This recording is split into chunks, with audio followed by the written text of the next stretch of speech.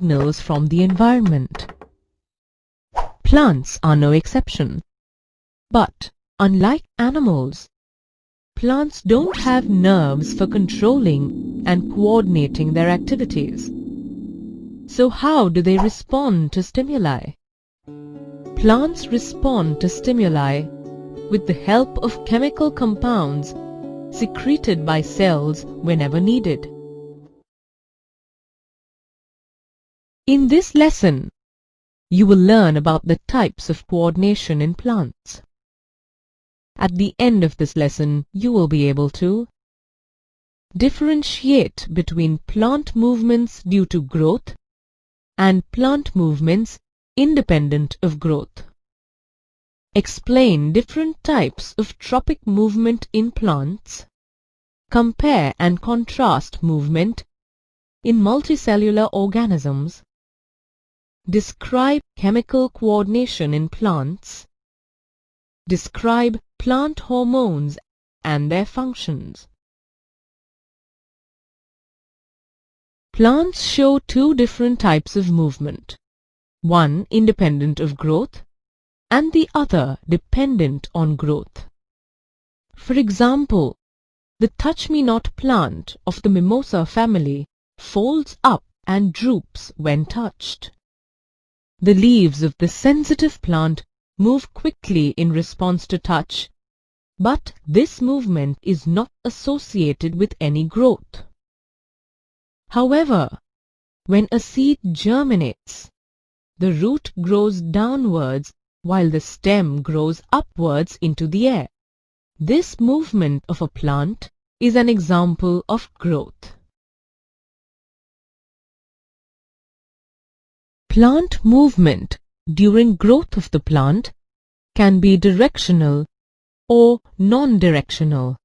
If movement occurs in the direction of the stimulus, it is known as tropic movement.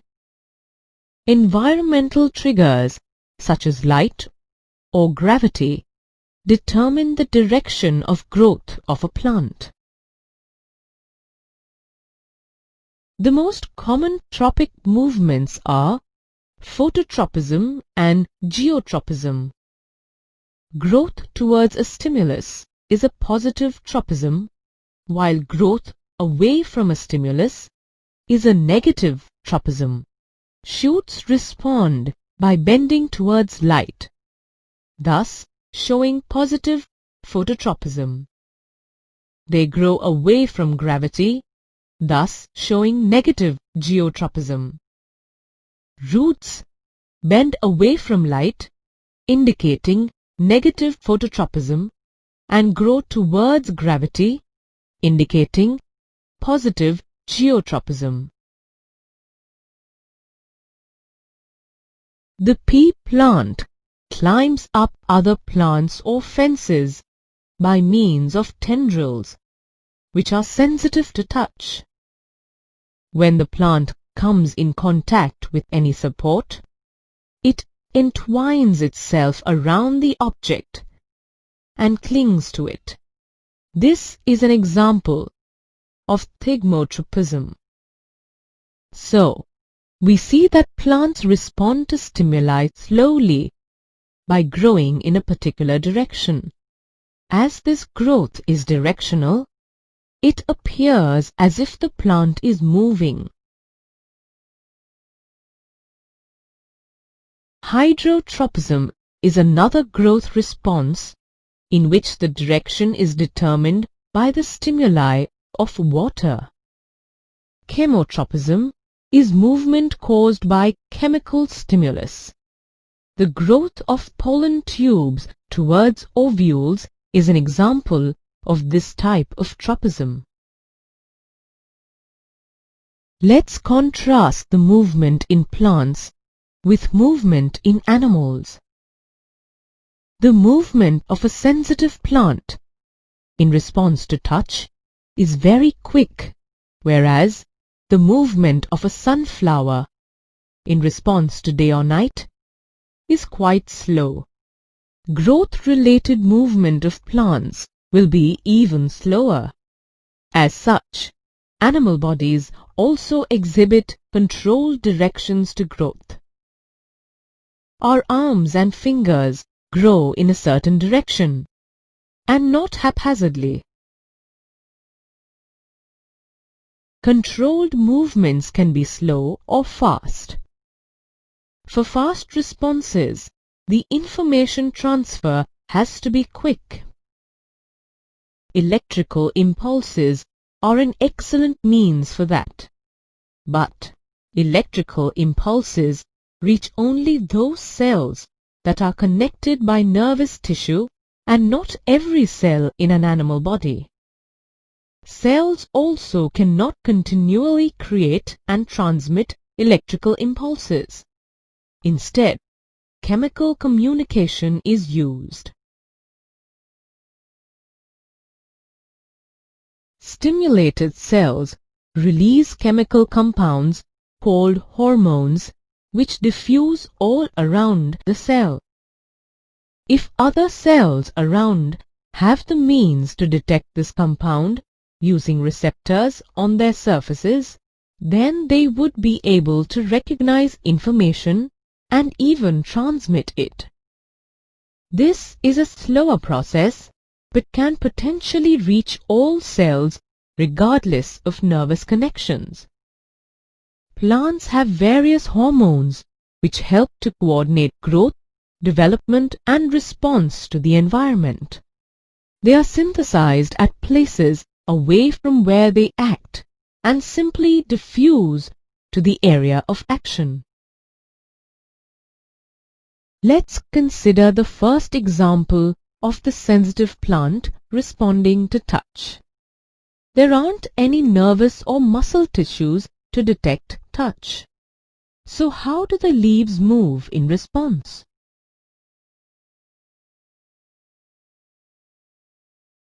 Like animals, plants also use an electrical chemical means to convey this information from cell to cell. That is why the point where a plant has been touched differs from the part that actually moves.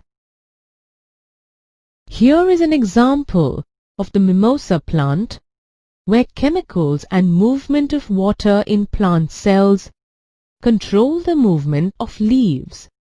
This movement is independent of growth.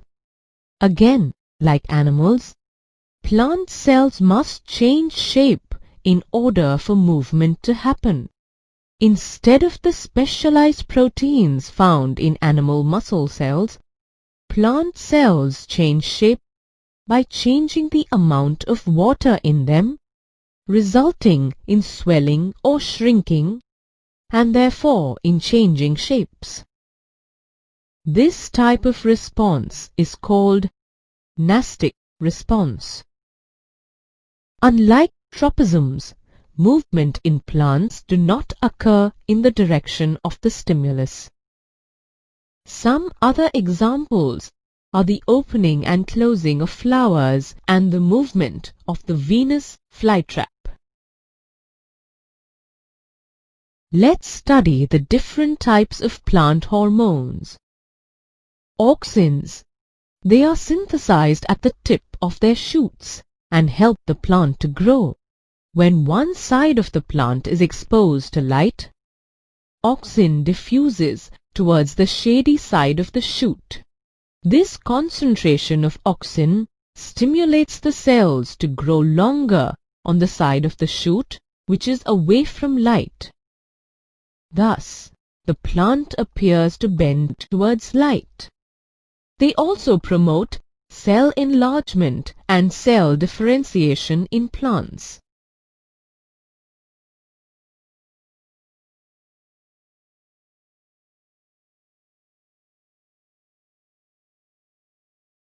Gibberellins. They help in the elongation of internode and play a role in the growth of the plant along with auxins. Cytokinins promote cell division. They are present in large numbers in areas of rapid cell division, such as fruits and seeds. They also promote the opening of the stomata. Plants also need signals to stop growing, and these are provided by the hormone abscisic acid, which inhibits growth. Its effects include the wilting of leaves and also